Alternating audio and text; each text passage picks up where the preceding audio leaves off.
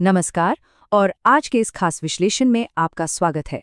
आज हम एक ऐसी अद्भुत कहानी पर बात करने वाले हैं जिसे सदियों तक दुनिया सिर्फ एक मिथक या कहानी मानती रही, लेकिन फिर अरब सागर की गहराइयों में कुछ ऐसा मिला जिसने सबको चौंका दिया। तैयार हैं इस सफर के लिए? चलिए शुरू करते हैं। तो ये पूरी कहानी शुरू होती है साल 1983 में। गुजरात के ओखा तट के पास गोताखोरों की एक टीम समुद्र में उतरती है। उन्हें लगा था कि नीचे सिर्फ रेत और कुछ चट्टानें ही मिलेंगी, लेकिन अचानक उनके सामने विशाल और अप्राकृतिक दीवारें खड़ी थी। जरा सोचिए उस पल को, उनकी तो जैसे सांसें ही थम गईं। क्या ये वही नगरी थी जिसका जिक्र हमारी हजारों साल पुरानी किताबों में मिलता है? तो चलिए अपनी चर्चा के पहले भाग की तरफ बढ़ते हैं। इस रहस्यमयी खोज की शुरुआत आखिर कैसे हुई? इसके बाद आता है हमारा दूसरा भाग, श्री कृष्ण की वो भव्य नगरी जिसका वर्णन हमें ग्रंथों में मिलता है। अब सबसे दिलचस्प बात ये है कि प्राचीन ग्रंथों के अनुसार इस शहर को बनाने की जरूरत क्यों पड़ी। दरअसल ये शांति और सुरक्षा की एक सख्त जरूरत का नतीजा था। राजा जरासंध के लगातार 17 हमलों से अपने लोगों को बचाने के लिए भगवान कृष्ण ने मथुरा छोड़ दिया। फिर उन्होंने समुद्रदेव वरुण से प्रार्थना की, जिन्होंने उन्हें एक विशाल भूमि दी। और पता है इसे किसने बनाया? देवताओं के महान वास्तुकार विश्वकर्मा जी ने। उन्होंने एक ऐसी नगरी बसाई जिसका शहरी नियोजन आज के बड़े बड़े महानगरों को भी हैरान कर दे। जरा एक ऐसे शहर की कल्पना कीजिए जिसका पैमाना हमारे और आपके सोचने की क्षमता से भी परे हो। भागवत पुराण कहता है कि इस शहर में 900 से अधिक शानदार महल थे। जी हाँ, पूरे 900 महल। और ये कोई ईंट पत्थर के आम महल नहीं थे, बल्कि सोने, हीरे और अनमोल रत्नों से जड़े हुए थे। मतलब ये सिर्फ एक शहर नहीं था, बल्कि वैभव और समृद्धि का चरम था। लेकिन बात सिर्फ सोने और जवाहरात की नहीं है। अगर हम थोड़ा गहराई में जाएं, तो ग्रंथों में एक बेहद आधुनिक, आत्मनिर्भर और तकनीकी रूप से उन्नत समुद्री केंद्र का जिक्र है। इसमें बिल्कुल सीधी और सुनियोजित सड़कें थीं जो सीधे बंदरगाहों तक जाती थीं। उस जमाने के हिसाब से एक कमाल की और दुर्लभ सिंचाई प्रणाली थी। समुद्री व्यापार के लिए खास डॉक्स बने हुए थे और इसके चारों तरफ विशाल द्वार थे। और इन्हीं विशाल द्वारों की वजह से ही इसे द्वारका यानी द्वारों का शहर नाम मिला। है ना कमाल की बात? लेकिन कहते हैं ना, जहाँ इतना बड़ा निर्माण होता है वहाँ पतन की कहानियां भी होती है। तो आइए तीसरे भाग पर चलते हैं, विनाश के वेद 2 श्राप।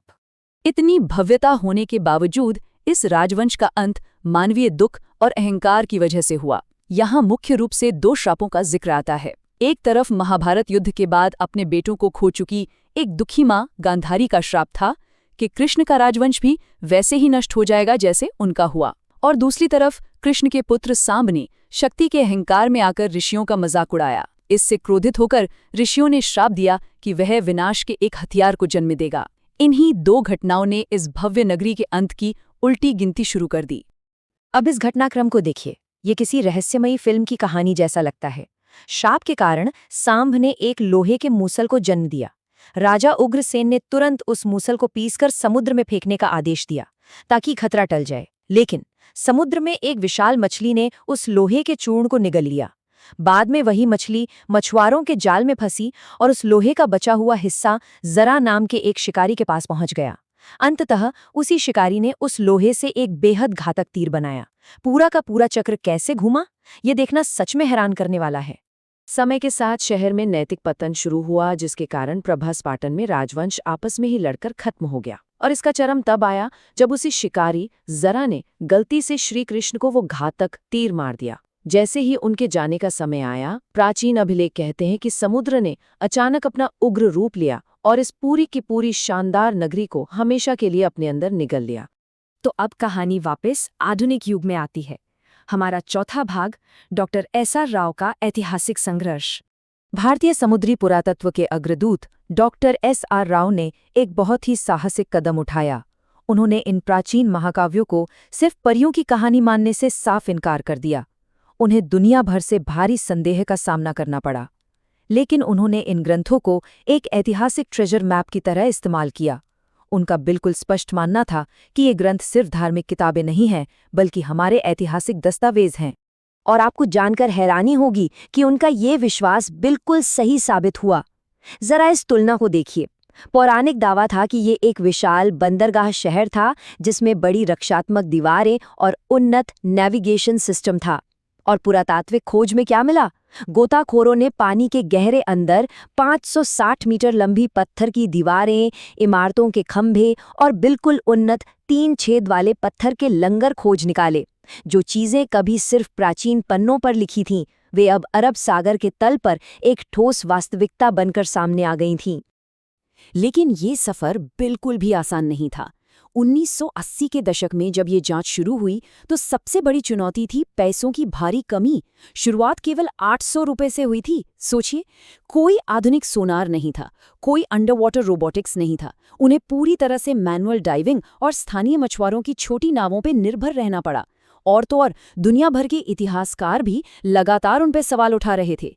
ये सच में इंसान के दृढ़ संकल्प और हार ना मानने की एक अविश्वसनीय कहानी है। इसके बाद आता है हमारा 5वां और अहम हिस्सा, आधुनिक विज्ञान और द्वारका।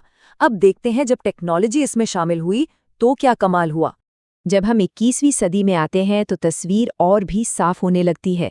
2000 के दशक की शुरुआत में समुद्र से निकाली गई एक कलाकृति की जब उन्नत कार्बन डेटिंग की गई तो पूरे वैज्ञानिक समुदाय के होश उड़ गए। परिणाम क्या था? 9000 साल। जी हाँ, इसने साबित कर दिया कि ये जगह 9000 साल पुरानी थी, जो इसे हड़प्पा सभ्यता से भी बहुत पीछे ले जाती है। अब जरा इन आंकड़ों पर नजर डालिए। 2001 से 2007 के बीच जब हाईटेक अभियान चलाए गए तो सब कुछ बदल गया। उन्नत सोनार तकनीक ने 4000 वर्ग मीटर समुद्री तल का नक्शा बनाकर एक पूरा शहरी ढांचा दुनिया को दिखाया।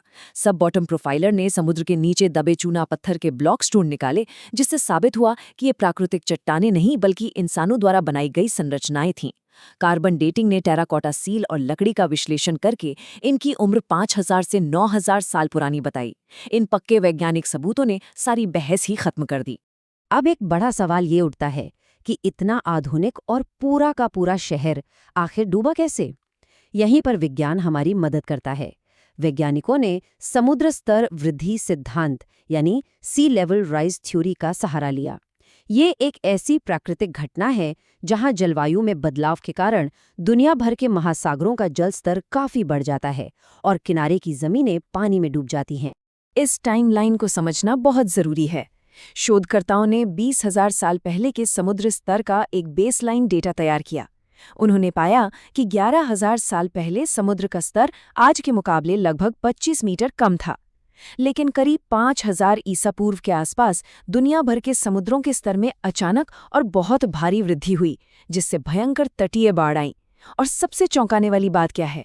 ये ठीक वही समय था जब हमारे प्राचीन ग्रंथों के अनुसार द्वारका समुद्र में डूब गई थी। विज्ञान और हमारे इतिहास का ऐसा सटीक मेल वाकई रोंगटे खड़े कर देता है। और ये कहानी सिर्फ अतीत में दफन नहीं हुई है, इसकी विरासत आज भी जीवित है। फरवरी 2024 में ही भारत के प्रधानमंत्री ने अरब सागर की गहराइयों में स्कूबा डाइविंग की और उन जलमग्न खंडरों को मोर पंख अर्पित किया।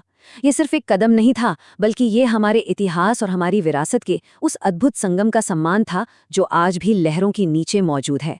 तो इस पूरे विश्लेषण के अंत में द्वारका का ये खोया हुआ शहर हमारे सामने एक बहुत ही गहरा सवाल छोड़ जाता है। क्या विज्ञान और हमारी आस्था हमेशा एक दूसरे से अलग होते हैं, या फिर क्या वे एक ही सत्य तक पहुंचने के दो अलग अलग रास्ते हैं? जो चीज सदियों तक सिर्फ एक धार्मिक मान्यता मानी जाती थी, वो आज समुद्र की गहराइयों में एक ठोस वैज्ञानिक सत्य के रूप में हमारे सामने है। इस बारे में आप क्या सोचते हैं?